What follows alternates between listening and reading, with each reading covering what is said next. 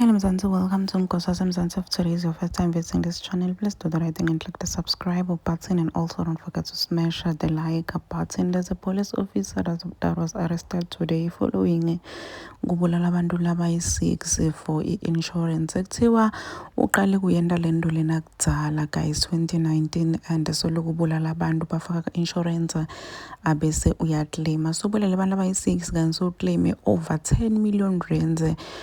Lo maka loxaka kakhulu guys ukuthi uliphoyisa, and balabaningi bayadebuta ukuthi kungani lesento leso sihlala sendwa amaphoyisa. Sitokhumbula ukuthi into lefana nalena ayikayendiwa ngumake Rosemary Ndlovu. Yatrenda ngendlela lesimanga liyashiya abantu labaningi bashaqekile. Lokwenda abantu abaningi bambona ngazuthi akathathi kahle nalanhloko ngoba imakasekhotho bekenda nezinto letiphambene. Uthi SK mfana ka amabimi asikho safe. I think insurance companies should call you and ask if you consent to being put in insurance so that you are aware. I really agree with this comment. Ngithandile futhi noma ngibona ukuthi kungani kana ama company insurance akavela afone ngosi yamasifonile mase basifakile ukuthi siyavuma na ukuthi umuntu as insure, because these people bas insure without our consent, without our knowledge, but basibulale futhi. So kungani bangavele basifonele basibude ukuthi do you want to be insured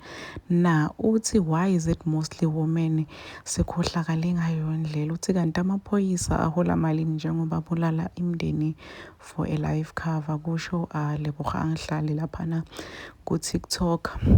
So guys, vele i-question leningi labantu abadebutayo ukuthi indzaba lesonto lesi sihlale sento amaphoyisa bafati.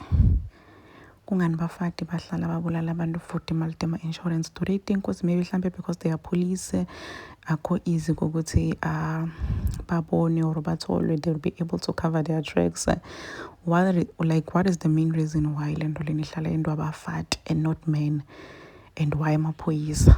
Because hayibo amaphoyisa phela ngibo abantu lekufana sibe safe around bona, abantu kumele basivikele.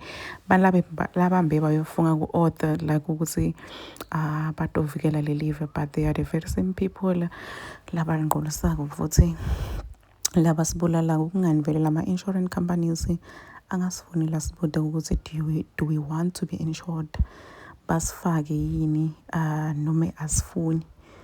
I think kumele sifike nje isikhathi sokuthi sifonile uNkosi yami sitivumele thina ukuthi qha lo muntu ngiyavuma ukuthi angibhalise noma ngivumi. Please do comment what you think below down in the comment section. Don't forget to hit the notification bell. I am signing out, so goodbye.